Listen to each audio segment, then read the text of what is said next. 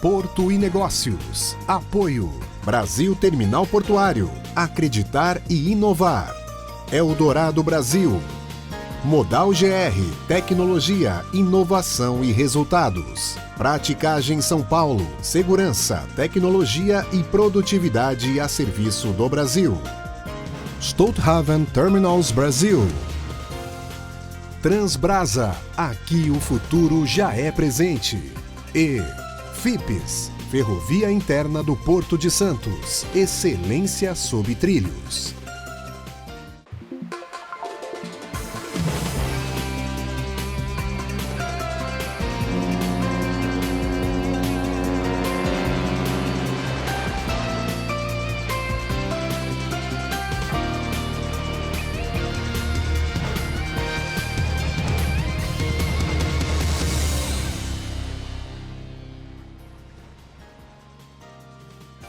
Olá! O Super Terminais, terminal portuário em Manaus, no Amazonas, bateu o recorde de movimentação de cargas de toda a sua história. Foram 264.805 TEUs, cerca de 140 mil contêineres em 2024. O Porto e Negócios de hoje recebe Marcelo Di Gregório, diretor-geral do Super Terminais, e o diretor de Assuntos Portuários do Sistema Santa Cecília de Comunicação, Casimiro Técio. Marcelo, seja muito bem-vindo aqui aos estúdios do Porto e Negócios para falar desse terminal que é importante e que foi muito importante na maior seca que a região norte já viveu. Seja bem-vindo. Obrigado, Nathalie. Obrigado, Tércio, pelo convite. Uma honra estar aqui e dividir essa experiência fantástica com vocês. Tércio, mais uma vez, obrigada pela parceria. Eu que agradeço, Nathalie, agradeço o Marcelo por ter aceito o nosso convite e a você que está em casa. Marcelo, antes da gente falar desse recorde histórico, eu queria que você explicasse para quem está em casa, de maneira resumida e que não conhece os superterminais, o que é, como funciona, quais são as cargas principais? Claro. Bom, superterminais completando 30 anos ano que vem de operação. Hoje existem 2 terminais em Manaus, terminais fluviais com pier flutuante, isso que faz a diferença no nosso negócio. Superterminais, ele tem um pier de 600 metros de comprimento, temos 4 berços, 600 metros lineares, 1.200 metros berço interno e berço externo. Principalmente, as principais cargas que a gente recebe em Manaus são importações de produtos eletrônicos, 2 rodas e plásticos. Hoje, aproximadamente 100%, 95% das motocicletas produzidas ou compradas ou vendidas aqui no Brasil são produzidas na Zona Franca de Manaus. Na Zona Franca de Manaus. 100% dos televisores até 42 polegadas e 100% dos ar-condicionados de até 12 mil BTUs também são produzidos em Manaus. Então, é um mercado muito importante, é uma indústria muito importante para o país, né? E ainda, estava explicando para o Tércio, que 100% da produção, ou 98% da produção, ela é direcionada ao mercado interno, né? A gente tem a balança comercial de Manaus, 98% importação, 2% exportação só. O que é extremamente importante quando a gente fala de economia brasileira, né, Técio? Assim, tem um ponto importante. Há quem existem os críticos, né, do modelo da Zona Franca, principalmente os paulistas com relação ao não digo a renúncia, né, mas a fuga tributária do Estado. Mas é um modelo de ocupação territorial, né, a gente estava até conversando antes do programa, que não é só o Brasil que utilizou esse modelo, né, principalmente para regiões que são os rincões, né, do país, muito ou afastadas. Seja, muito Isolados. afastadas das zonas de desenvolvimento, onde está o PIB, Sim. né, que é um modelo de você ocupar o território, preservando a mata, né, e desenvolvendo a indústria local, gerando emprego e você fazendo essa ocupação territorial, né. O Brasil faz isso com a Zona Franca de Manaus, a Argentina tem a região de Ushuaia, a Alemanha tem, o Nordeste alemão também tem o mesmo tipo de incentivo fiscal, o Alasca, que é uma fronteira petrolífera dos Estados Unidos, também tem políticas tributárias dessa natureza, ou seja, quando você tem um país de dimensão territorial... Continental como o Brasil. Ou você tem áreas extremamente afastadas, né, dos centros urbanos, é uma forma de você criar uma política industrial utilizando, obviamente, incentivos fiscais. Né? E beneficiando todas as regiões desse país que tem essa dimensão espetacular, né? Sim, na verdade... Ou pelo menos deveria. É que o modelo do Manaus ele é bem diferente dos outros modelos dos outros estados do Arco Norte, né? Especificamente olhando a questão da industrialização. Obviamente, quando você vai para os outros estados, aí você tem aí o agro sendo a principal atividade econômica. Marcelo, como foi possível chegar nesses números num ano, como eu disse na abertura, quando te agradeci aqui pela presença no Porto Negócio, como foi possível num ano tão desafiador, um ano em que eu acho que o mundo entendeu que os extremos climáticos agora são uma realidade, né, e que serão cada vez mais extremos, e aquela região sofreu demais. Sofreu muito, Nathalie. Do mesmo jeito que o Rio Grande do Sul sofreu com as chuvas e com os alagamentos, nós sofremos com extrema seca, né? 2 anos em seguida, isso nunca tinha acontecido antes. Foi a partir de 1901, ou seja, 1902, foram 120 anos que a gente tem de marcação, né, de história, de dados do nível do Rio Amazonas. E desculpa até só fazer mais um complemento, o Rio Negro, ele varia de 17 a 20 metros, né, o calado dele. A variação dele é muito grande. Então, por isso, até por causa disso que o nosso terminal, ele tem que ter um pier flutuante, né, que nem eu expliquei, são 600 metros de comprimento por 24 de largura e 4 metros de ponta. Então, a gente tem uma ponte também flutuante ligando o pátio no continente de 260 metros. Quando a gente começou a operação em 1996, a gente já fazia essa operação de midstream, né? Ou seja, uma operação no meio do rio. Só que, no caso, na época, não havia o pier, então a gente colocava as balsas a contrabordo e também naquela época existiam guindastes em todos os navios, né? A gente começou a investir em guindaste em 2009, em pier em 2003, então nós ficamos de 96 a 2003, 7 anos trabalhando nessa operação no meio do rio. Em 2003 a gente colocou 180 metros de pier, que é um pier que ele tem 60 metros, né? Então são barcaças, são módulos. Sim. Que um é conectado ao outro, então a gente tem 10 módulos de 60 metros. E foi isso que a gente conseguiu salvar a Zona Franca de Manaus, não só as indústrias, mas também o social, que eu estava comentando até com o Tércio isso antes da nossa entrevista, do programa, que em 2023 nós ficamos praticamente 3 meses sem receber navio, só recebendo balsas. Nós não tínhamos nos preparado para essa operação. E nós já sabíamos que em 2024 viria uma seca igual extrema ou pior do que 2023. E foi nessa hora que a gente fez um projeto inovador, um projeto arriscado, onde a gente retirou, a gente pegou 4 módulos desses nossos 10 módulos e levamos para Itacoatiara. Né? Como é que foi essa operação, Marcelo? Essa operação foi uma operação espetacular. A gente conseguiu, junto com o nosso time, né, Nathalie, a gente tem um time de engenheiros que é espetacular, onde a gente teve que pegar esses 3 módulos e levar a 300 quilômetros de distância de Manaus. E junto com isso... Isso pelo rio? Isso pelo rio, exatamente. Que já estava numa situação complicada. E já estava numa situação... Na verdade, essa situação complicada foi a partir de 19 de setembro de 2024 que a gente não conseguia mais passar nenhum navio, porque no Rio Amazonas nós temos 2 gargalos, né? 2 bottlenecks.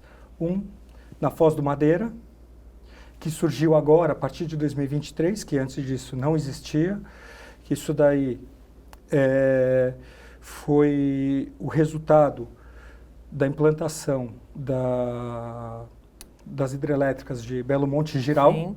Ou seja, uma vez que você tinha uma velocidade de rio de aproximadamente 4 nós, e você coloca 2 barreiras, 2 hidrelétricas, e você chega e você diminui a velocidade do rio pela metade, ou até menos da metade, 2 nós, 1,5 nó, o que acontece? você não tem uma força para levar Sim. todo esse material, né, que você fala, de areia, de argila, de madeira, para o Rio Amazonas, e o Rio Amazonas levar para o mar, né, para o Oceano Atlântico. Então, nessa hora, o que acontece? Assoreia. O assoreamento, exatamente. Vão criando bancos de areia, vários bancos de areia, impossibilitando, assim, a navegação na região. E o outro é no Tabocal, que fica aproximadamente mais umas 100 milhas náuticas de Manaus, fica umas 4 horas, e que é um lugar que sempre existiu, tá? Manaus sempre teve esse fenômeno da seca entre outubro, novembro e dezembro. Está se intensificando. Sempre é isso que está acontecendo. Exatamente, mas só que esse é o ponto. A gente não sabe com qual frequência isso vai voltar a acontecer. Que nem falamos. Quando aconteceu a seca de 2023, a seca foi tão severa que a gente descobriu algumas pinturas rupestres. Ou seja, de 1.200 anos atrás. Ou seja, 1.200 anos atrás aconteceu isso. Então, qual que é a frequência? Acontece uma vez a cada 1.200 anos, uma vez a cada 120, 150, 300 anos? Nós não sabemos, né? Que esses dados que a gente tem são muito novos. Como é que a Superterminais está se preparando? Porque a gente já falou aqui, a gente já fez um programa especial, muito dentro daquele momento devastador do Rio Grande do Sul, né? Onde a gente trouxe dados da própria ANTAQ, levantamento da própria ANTAQ, mostrando que alguns portos que estão em risco por conta dos extremos climáticos. A gente não tem como prever, mas a gente consegue já entender que a natureza começou a dar as suas respostas. Diante do que vocês viveram, diante da saída encontrada em 2024, de lá para cá, o que a lição aprendida e o que vai se tornar uma prática dentro das Superterminais? Vamos lá. A primeira prática é respeitar a natureza, né? Isso que vem em primeiro lugar. A gente tem uma agenda ambiental muito diversificada e muito ampla. Inclusive, assinamos até o Pacto de Sustentabilidade do Ministério de Portos. E o ano passado nós investimos aproximadamente 2 milhões na agenda ESG, tanto no ambiental, como no social, como na governança, né? Então, falando um pouco do ambiental, nós temos toda essa parte de tratamento de água e esgoto. Estamos procurando diversificar as nossas fontes energéticas, lá em Manaus também, através de placas solares, através de geradores a gás, né? Estamos firmando uma parceria ainda com empresas de gás da região, para a gente conseguir trocar o diesel por gás natural, né? E em cima disso também, e além disso agora, com a assinatura do pacto, a gente tem uma responsabilidade ainda maior.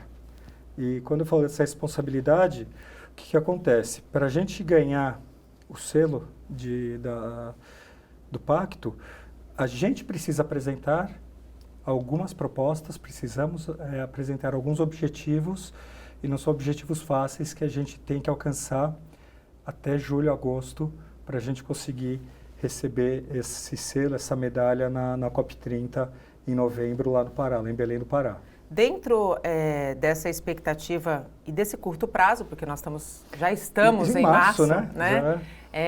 O quanto a tecnologia vem como ferramenta para ajudar os Superterminais a alcançar esses objetivos? É importantíssimo, né? A gente fez agora... O ano de 2024 foi um ano de muitos desafios, não só por causa da seca, mas também, para vocês terem uma ideia, em janeiro e fevereiro a gente teve o backlog de todos os containers que deixaram de chegar em Manaus no último trimestre de 2023. Quantos foram? Foram 70% de backlog. Eu posso falar que foi mais ou menos uns 22 mil containers chegando em 2 meses, coisa que a gente receberia, se a gente recebe hoje 3 mil, 4 mil containers por semana, né? Exatamente, de 2 a 3 mil por semana, a gente coloca 12 mil, foi mais que o dobro, né? Sim. Então o porto ele ficou muito cheio, e o problema não foi só o terminal também, o problema é que as fábricas não conseguiam dar conta da velocidade de receber, produzir e escoar essa quantidade de matéria-prima e de produto acabado. Então, em cima disso, então, a gente teve janeiro e fevereiro, o backlog. Março, abril foi a entrada de um novo armador com a gente, que foi a Norcoast, junto com a Hapag-Lloyd. Em julho, nós tivemos a implantação do novo TOS lá no terminal, que também mexe com o terminal inteiro. Sim. E depois, em setembro, começou, agosto, setembro, a gente teve a AC, que tivemos a Operação Itacoatiara. Então, foi um ano agitado, podemos colocar assim. Mas voltando à parte de tecnologia, a gente já conseguiu diminuir aproximadamente 12% a nossa emissão de carbono, né, de pegada de carbono, porque exatamente a tecnologia ela fala exatamente aonde o caminhão tem que estar, aonde que você, se o caminhão está parado, se tem alguma stacker parada, algum RTG, o que está acontecendo, essa parte de telemetria é muito importante para a gente, né? Então, a gente se baseia em tudo. Nós temos um CCO, né? Um centro de serviços, um centro compartilhado de operações, onde nós temos as telas, não só de pier, mas de transporte e de pátio, que sempre que tem um caminhão parado a mais de 3, 4 minutos, já acende a luz amarela. Acende uma luz de atenção. Exatamente, já para falar, opa, a Natália está parada. O que aconteceu? O que acontece, Tá exatamente. queimando diesel. Está queimando diesel. E daí já passa um rádio para entender, né? Mas assim, a gente ainda está aprendendo, né? Vai fazer uns 7, 8 meses que a gente... E estamos aprendendo. Então, é um aprendizado a cada dia. E outro ponto também foi um crescimento muito grande do terminal, não só em volume de container, mas também em emprego. A gente tinha 350 funcionários, passamos para 800 funcionários, né? Então, é uma alegria para a gente também trabalhar com o pessoal de Manaus, gerar emprego, entendeu? Gerar renda para o Estado. É contribuir, né? É devolver o que o que eles deram. Exatamente. O que eles dão para a gente há 50 anos já, né? É aquilo que a gente sempre fala da relação porto-cidade saudável, né, Técio? Quando a gente fala de economia, de geração de emprego, a gente está falando de uma relação que precisa ser equilibrada. E ali em Manaus é um exemplo claro, né? Sem a atividade portuária conectando o mundo, a Zona Franca e a Zona Franca ao mercado consumidor, você não tem de fato nada ali, né? Então é uma economia que é altamente dependente do setor portuário. A gente faz um rápido intervalo e volta a falar sobre os superterminais e sobre a alternativa que eles encontraram e que garantiu, né, que o escoamento da produção fosse possível diante de uma seca extremamente severa na região norte. Não saia daí, até já.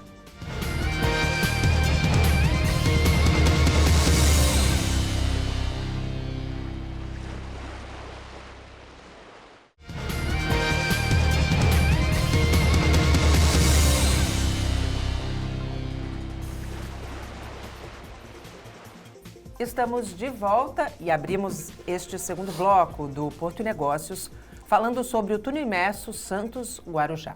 Autoridades federais, estaduais e municipais lançaram oficialmente o edital para a construção da obra. Prefeitos, deputados, ministros, o governador do estado e o presidente da República. Uma reunião histórica no Parque Valongo para celebrar um momento que certamente será um marco também histórico para o desenvolvimento da região. Foi lançado o edital para a construção do túnel submerso Santos-Guarujá, que será o primeiro do Brasil. O investimento fica em torno de 6 bilhões de reais. O leilão para definir a empresa que assumirá as obras está previsto para agosto. O prefeito de Santos foi o primeiro a falar. Esse túnel faz história. Esse túnel pode se chamar determinação. A determinação do presidente Lula, do governador Tarcísio, de tirar um projeto de mais de 100 anos do papel. A determinação para melhorar a vida das pessoas que muitas vezes ficam horas e horas numa fila de uma balsa. Para que essa pessoa chegue mais cedo no trabalho, tenha mais tempo de convívio com a família. A determinação para gerar empregos durante essa obra e trazer o desenvolvimento para toda a Baixada Santista. O ministro dos Portos destacou os esforços e a união dos poderes para realizar a obra. Eu quero parabenizar ao presidente Luiz Inácio Lula da Silva e ao governador Tarcísio de Freitas, que tiveram a grandeza nesse momento de, mesmo com diferenças pontuais, fazer uma construção de um entendimento em nome do Estado de São Paulo e em nome do Brasil. Nós vamos fazer juntos uma obra que depois de 100 anos está saindo do papel. Isso vai gerar dignidade, vai fortalecer o Porto de Santos, vai tirar a favelização, vai ajudar na mobilidade urbana, vai gerar emprego, vai gerar renda e, sem dúvida alguma, fortalecer o Porto de Santos, que é o maior porto público da América Latina. O governador do estado, Tarcísio de Freitas, destacou as obras que estão em andamento no estado e o volume de investimentos. E eu não sei se o pessoal fez a conta, mas para pensar, presidente. 7,5 bis da Sabesp, aí tem mais 7 bi da Perimetral, aí tem mais 6 bi do túnel. A gente já passou dos 20 bi de investimentos. E no dia 1º de agosto, nós vamos ter o leilão. E depois do leilão, nós vamos ter a assinatura do contrato, e depois da assinatura do contrato a pedra fundamental, e depois nós vamos ter a obra, nós vamos fazer a diferença.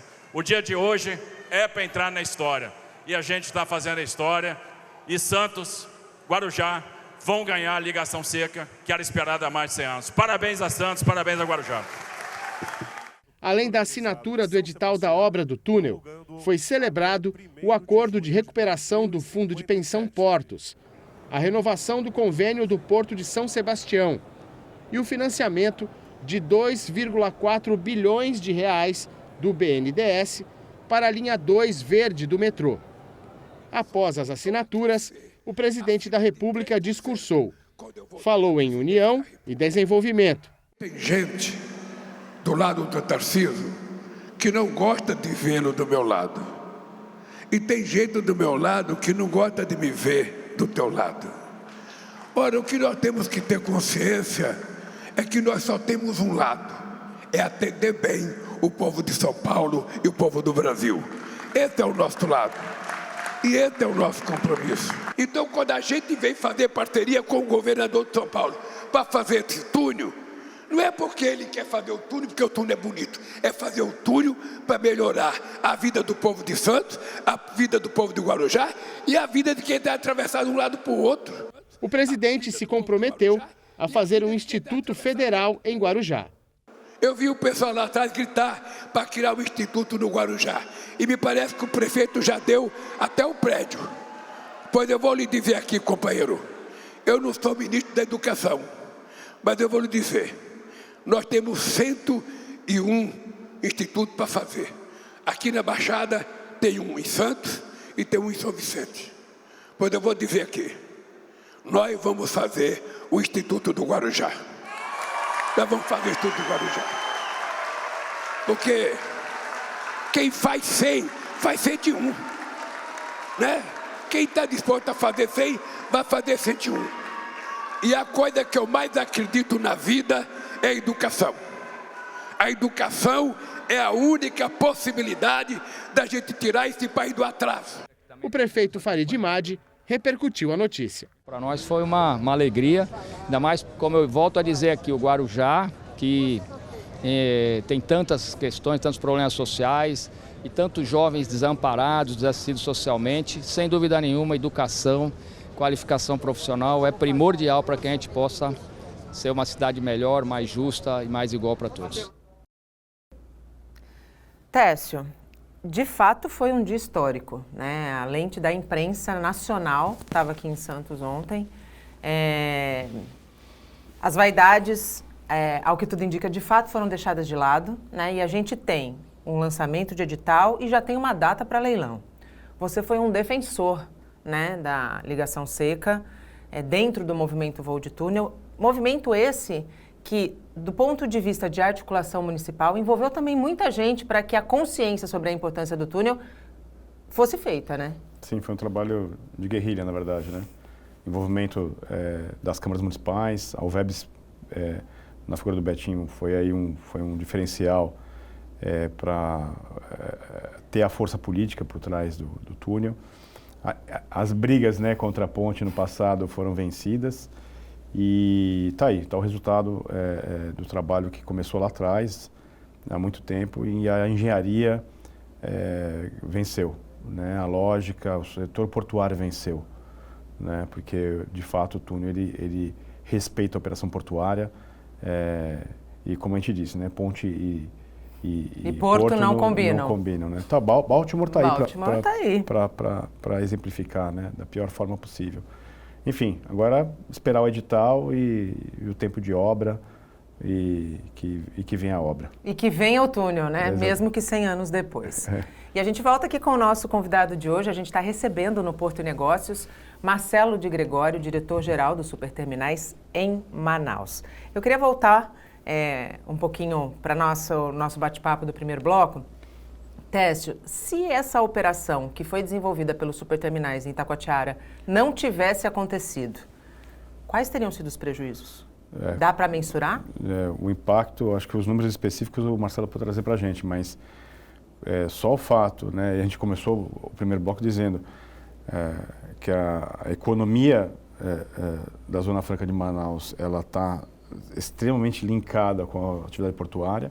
Sem o porto você não tem a Zona Franca de Manaus, né? E toda a atividade econômica que está satelital à Zona Franca, ou seja, a geração de emprego, os impostos gerados, toda a cadeia de serviços da metrópole manauara depende do porto, né? Então, se de fato essa iniciativa da Superterminais não tivesse se concretizado, nós estaríamos aí tirando empregos, tirando a atividade econômica em si. Isso seria um efeito cascata Brasil afora, né? Sim, porque você tem toda a cadeia de comércio que bebe ali da área de produção, ou seja, o efeito cascata ia se refletir em outros setores da economia, com certeza. Os números, Marcelo, quais são? Vamos lá. 2023, a gente teve custo logístico de aproximadamente R$1,5 bilhão de reais para sanar esse problema da falta de navegação, né? Ou seja, a parte de frete rodofluvial, frete aéreo, tiveram empresas que chegaram a desovar os seus containers em Belém e fazer aéreo Belém-Manaus. Tiveram indústrias que fizeram direto Coreia-Manaus, China-Manaus. Manaus, ele é mais um dado para vocês, né? 90% da carga que é importada para Manaus, vem do Far East, né? Do Extremo Oriente. Ou seja, nós temos 6 países que atende Manaus. China, Coreia, Japão, Índia, Vietnã, Tailândia. Né? Fora Singapura, claro, mas é um buffer que a gente está falando, a gente está falando dos países que vendem a matéria-prima. Então, 90% vem para Manaus via Canal do Panamá, ou também vem ali pela África do Sul. O ano passado, então, nós tivemos, não é um prejuízo, mas uma postergação de recebimento de imposto, porque Manaus, por se tratar de uma zona franca e ter esses benefícios fiscais, tem indústria que só produz certo produto em Manaus. Então, que nem eu estava comentando com vocês, motocicleta, ar-condicionado, computador, celular, tablet, plástico. Então, tudo isso é produzido em Manaus e só em Manaus. Então, o que aconteceu? Foi aproximadamente 5 bilhões de reais de tributos que tanto o município como o Estado e a federação deixaram de receber ou postergaram para receber entre janeiro e fevereiro. Mas também isso daí impactou muito a Black Friday e o Natal aqui de 2023, né? Esse foi um dos maiores problemas. Então, os grandes magazines, atacado, varejo, atacarejo, foram diretamente impactados pela falta de produção. Isso sem falar de férias coletivas, os layoffs, né, o pessoal que perdeu o emprego. E a gente não mandou ninguém embora, porque a gente sabia que, como esses produtos iam chegar a uma certa hora, a gente precisava manter o pessoal, porque uma vez que eu mando alguém embora, talvez quando eu for atrás dele ou dela, já está empregado. Exatamente. E daí, para começar de novo, fazer todo o treinamento, ia sair mais caro, né, Nathalie? E outro ponto, comparando 23 com 24, foi 1,5 bilhão e 24 foi aproximadamente 600 milhões de reais, né? Quase um terço que eles construíram. Ficou 2 terços mais barato, apesar de ter tido esse aumento de custo logístico de 600 milhões de reais, mas não tivemos fábricas paradas, nós não tivemos layoffs, toda a matéria-prima que tinha que chegar em Manaus chegou, não tivemos nenhum backlog. Então, falando desse jeito, a gente fica muito feliz. Há uma evolução, realmente, de como lidar com a crise, né? Exatamente. É uma inovação de adaptação. Exato. A gente fala muito sobre mitigação, redução de carbono, descarbonização, pouco de adaptação. Aqui é um exemplo claro de uma inovação. E não é uma inovação com um gadget ou um código-fonte ou algum equipamento eletrônico, né? Uma inovação de você transferir uma operação para outro lugar e fazer, obviamente, um carrossel para o transporte fluvial e salvar a economia da Zona Franca, né? A gente pode dizer que essa operação de Itacoatiara assegurou, né, as operações do Polo Industrial de Manaus, mas também movimentou a economia do próprio município, né? Sim. Né? Diga aqui o Marcelo, o município de Itacoatiara ficou feliz e vai ficar feliz porque vai ter a temporada de Itacoatiara em qualquer eventual seca Exatamente, futura. Exatamente. Com certeza. Esse ano o rio está subindo bastante, né? A gente acha, é sempre um achômetro, né? Que a gente não sabe o que pode acontecer com a natureza amanhã, né, Nathalie? Mas já está quase 1,83 m acima o nível do rio, em comparação ao ano passado. Então, provavelmente não teremos o projeto Itacoatiara esse ano, mas estamos preparados caso volte a ocorrer. E falando um pouco da economia de Itacoatiara, a gente teve que deslocar aproximadamente 140, 150 funcionários para Itacoatiara. Eles ficaram morando lá. Sim, durante todo esse período. Durante os 3 meses. Fechamos 7 hotéis para receber os nossos funcionários. E a gente trabalhou com a economia local. Ou seja, lancha que levava o pessoal da margem até o pier, que ficava a 100 metros da margem. A gente tinha pessoal de alimentação, de limpeza, de segurança. Tudo mão de obra local? Tudo mão de obra local. Então a gente movimentou bem a economia de lá. Fomos super bem recebidos, viramos até ponto ponto turístico, né? Que o pessoal tudo queria ver como que funcionava, como que era. Porque Itacoatiara, ele fica bem na junção do Rio Amazonas com o Rio Madeira, né? E a gente teve que desenhar, era um cenário completamente diferente. Mas, Marcelo, como? Então, velocidade da água era diferente, o tipo da água, por exemplo, em Manaus, você não, por causa do pH da água que é muito ácido, do Rio Negro, você não tem um mosquito, você não tem um pernilongo. Lá, já no Rio Amazonas, tem. Então, era 6 horas da tarde, é uma coisa que a gente não está acostumado, né? Então, eu tinha que comprar repelente para os nossos funcionários. E era muito mais quente que Manaus. Se Manaus é quente já, lá era muito mais. Mas o pessoal, o time todo está de parabéns, né? Eles foram lá, eles abraçaram a causa, trabalhavam 24 horas por dia, 7 dias por semana.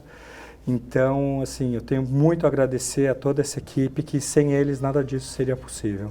Na verdade, o principal capital de uma empresa sempre vai ser o humano. Sim. Nunca será a máquina, sempre será o humano. A gente faz mais um rápido intervalo e volta para a última etapa do Porto e Negócios. Não saia daí, até já.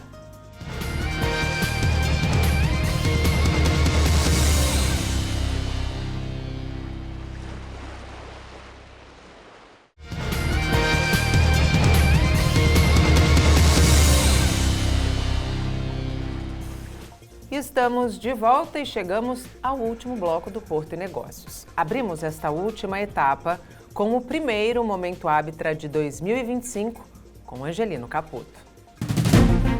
Momento Arbitrar. Olá, pessoal.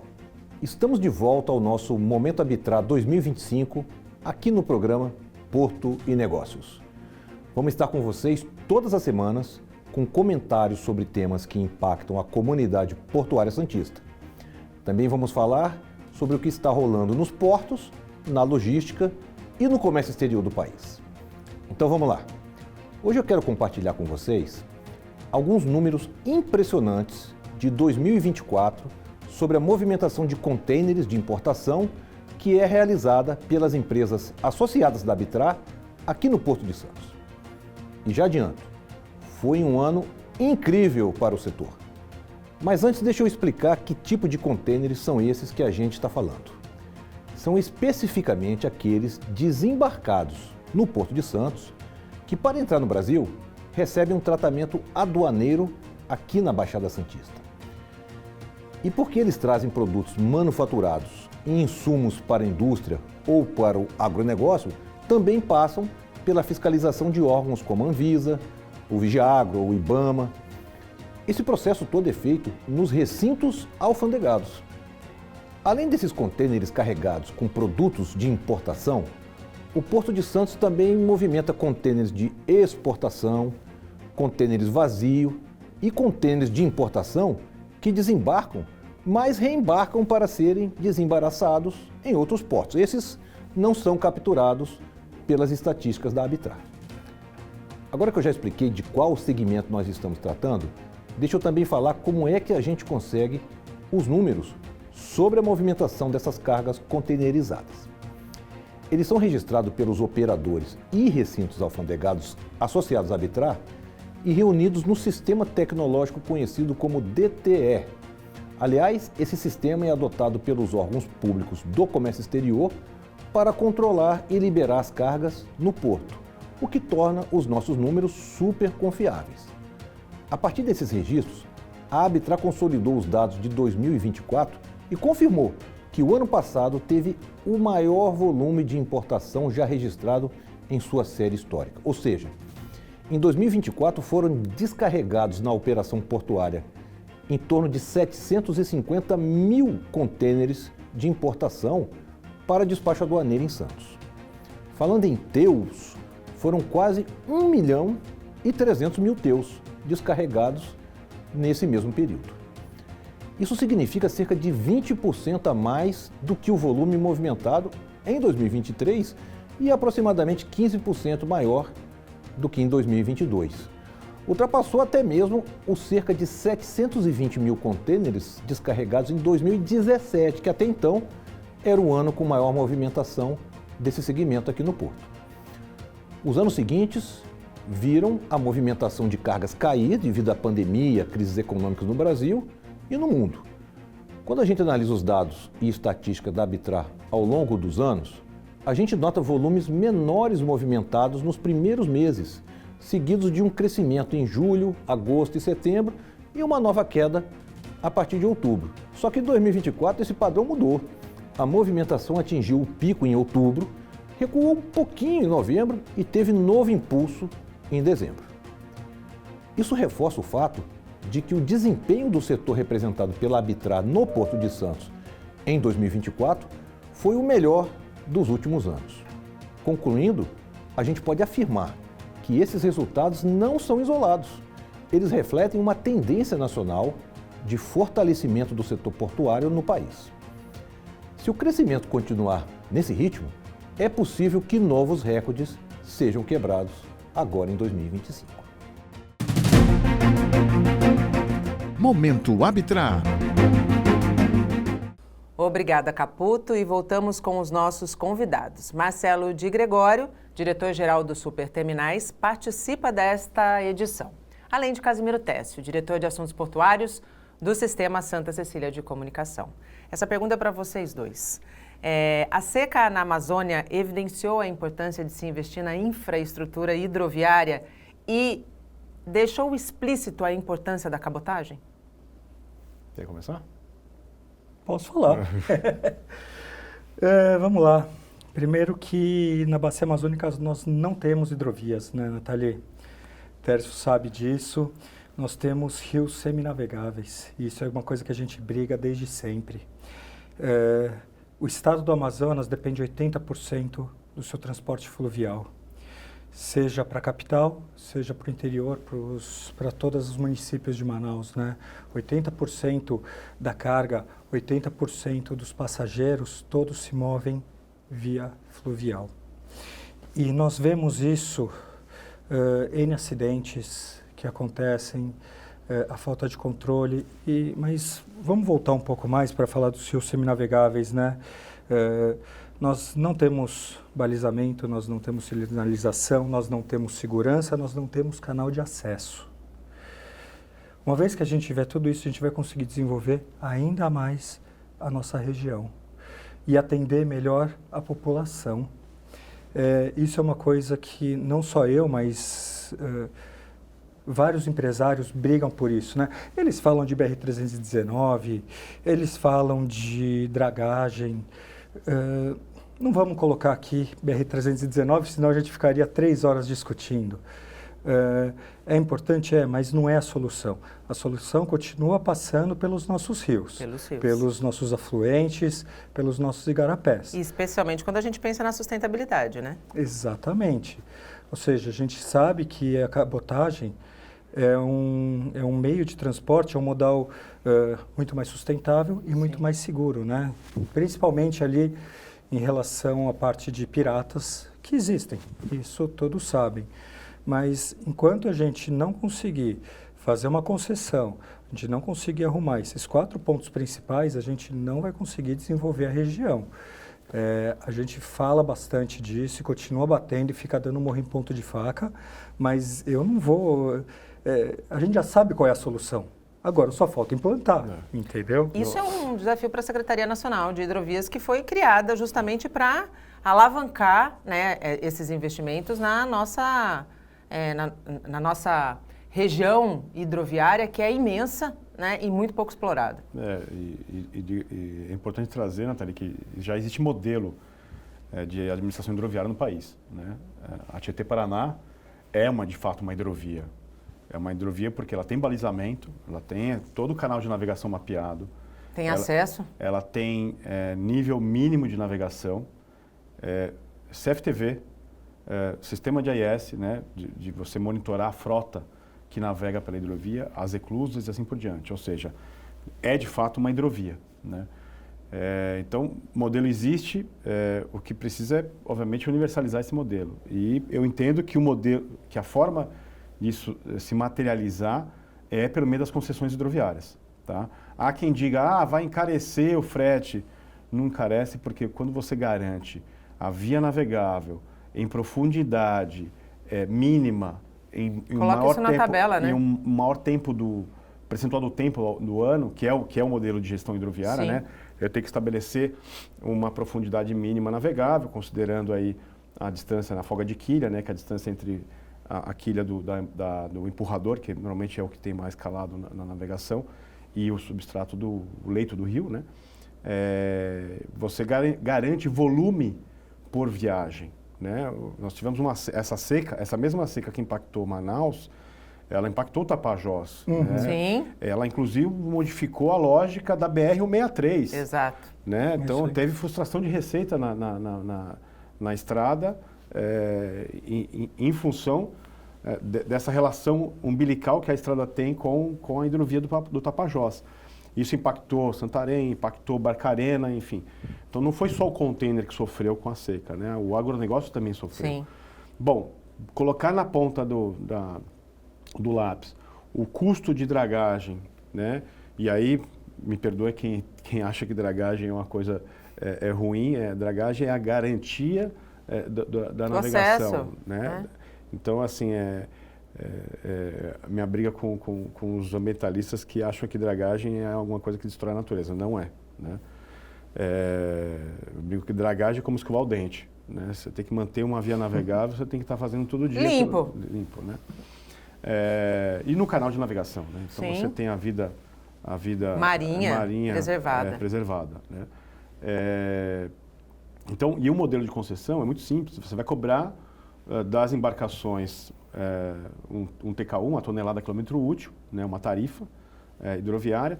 Você pode aplicar as tarifas sociais, então quem depende do transporte de passageiros, né, as famílias que moram distantes, né, na hidrovia tem a salvaguarda da cobrança da tarifa, mas de fato você consegue garantir a navegação. E assim, eu tenho certeza que o embarcador que carrega um comboio lá em Miritituba, em Itaituba, ele topa pagar reais a mais por tonelada para garantia da sua navegação em qualquer... Desde que ele tenha a garantia de que vai acontecer. Vai ter um serviço prestado. Exatamente. Né? O Marcelo trouxe aqui um outro evento importante, né, que são os acidentes. Sim. Quando você tem a via sinalizada, balizada, você evita acidentes, né? E tem muito acidente, sim, né? Que eles não são reportados, né? Só os mais graves que acabam chegando à grande... E assim, eu defendo assim, o transporte marítimo, né, fluvial, ele é muito mais seguro do que o transporte terrestre e o aéreo, né? Então tem muito mais acidentes de ônibus e caminhões nas rodovias do que colisões com embarcação. Mas existem esses acidentes, sim, que poderiam ser evitados, sim, né? Obviamente precisa também salvaguardar a fiscalização das embarcações. Tem muita embarcação que está irregular, né, que não está atualizada do ponto de vista de segurança e precisa estar, né? Separado isso, o balizamento ele é um instrumento de preservação, né, da segurança da navegação. Você, num serviço de concessão, você tem um apoio ao usuário, né? Sim. Então você vai, eu entendo que na modelagem você tem que estabelecer lanchas de segurança para quando alguém emite um aviso de rádio com alguma ocorrência. Ou seja, é bom para o usuário, né? Então, quem advoga contra as concessões... Está advogando contra o desenvolvimento do Estado, contra o desenvolvimento do país, contra a economia. Exato. E assim, é uma defesa que tecnicamente não se sustenta. Né? Então, assim, aqui posso trazer o maior defensor contra a ideia da concessão. Meia hora de debate aqui, a gente consegue dobrar no argumento técnico, né? Então, assim, não tem, mas já está caro. É mais caro quando você não tem a via... Com certeza. Navegar. Porque você não tem a segurança. É o que existe, na verdade, assim... Da entrega, a segurança do transporte. É que tem um ponto, assim, que a partir do momento que você garante a via navegável, todo mundo pode navegar. Sim. E aí você estabelece um ambiente concorrencial novo. Sim. Então, quem é contra a concorrência, advoga contra a concessão. Sim. Né? É a mesma coisa da rodovia de uma concessionada. Estrada, então, você tem uma estrada boa, você reduz os custos de transporte, você tem mais gente entrando no mercado de transporte. É a mesma lógica. Pergunta se alguém se incomoda de pagar pedágio nas rodovias concessionadas do estado de São Paulo, onde eles têm segurança, onde eles têm infraestrutura, né? E se aquele pessoal da região centro-oeste do país, por exemplo, vai se incomodar se garantir que o seu ir e vir vai estar seguro, você vai ter uma rodovia que o trânsito flui sem problemas. Né? É mais ou menos isso. É isso. É a mesma lógica. A rodovia concessionada, a velocidade diretriz é maior, então você faz os tempos de viagem em um tempo reduzido. Então, você tem curva bem feita, né? Então, tudo é engenharia, você tem via duplicada, né? Então, acidentes são reduzidos. Pode pegar aí qualquer documento de pesquisa entre rodovias concessionadas e não concessionadas e vão entender que a concessão ela é bom para a atividade de transporte. E contra números não há argumento, exatamente, sem dúvida nenhuma. Bom, a Secretaria Nacional de Hidrovias tem um grande desafio, né? Até porque foi anunciada uma safra recorde esse ano. Sim. Né? E nós somos sim o país do agro, né? E temos que sim garantir que essa produção, né, possa ser escoada com segurança. Infelizmente, Marcelo, nosso tempo está chegando ao fim, mas antes da gente terminar, eu queria te fazer uma pergunta sobre as perspectivas para 2025. Vamos lá, 2025 a gente está encarando com muito otimismo. Manaus deve voltar, eu acho que crescer aproximadamente uns 7%, né? Como já é a média histórica que acontece, fazendo vários investimentos em equipamentos, em obras civis. Esse ano vai ser aproximadamente uns 100 milhões. Também assinamos o pacto esse ano, então a gente já tem reservado para investir aproximadamente R$800 mil nessa agenda ESG. Continuamos contratando, esse ano esperamos crescer mais uns 100 funcionários e agradecer você, Nathalie, principalmente o Tércio pelo convite e fico à disposição, o terminal também para visita. Vamos lá, Tércio? Vamos mostrar o que é uma operação Exatamente. no flutuante. Vamos mostrar o que a gente está falando aqui durante essa edição especial, que eu acho que tem muita gente que tem muita curiosidade para saber como toda essa engenharia, essa lógica funciona e funciona muito bem. Exatamente. É um prazer aqui agradecer o Marcelo ter aceito o nosso convite e mostrar que Porto tem de todas as naturezas e se adaptam à realidade de cada local, né? Agora, o que não muda de um porto para outro, de uma localidade para outra, é a necessidade da infraestrutura sempre chegar antes do problema. Marcelo, muito obrigada pela tua presença aqui, seja sempre muito bem-vindo. Obrigado. Tércio, mais uma vez, obrigada. Você me proporcionou um ensinamento novo quando me fez estudar um pouquinho sobre a região de Manaus, os superterminais, e eu acho que é bem isso. O Brasil passa pelos portos e a gente precisa dar espaço para todos os portos, para que até as autoridades possam, se ainda não entendem, ter uma dimensão da importância do segmento portuário para a nossa economia brasileira. Obrigada. Eu que agradeço, Nathalie. Obrigado, Marcelo. E a você que está em casa, agradeço pela audiência. O Porto e Negócios termina agora. A gente volta a se encontrar na próxima quinta-feira com um programa inédito a partir das 8 horas da noite. Até lá. Tchau.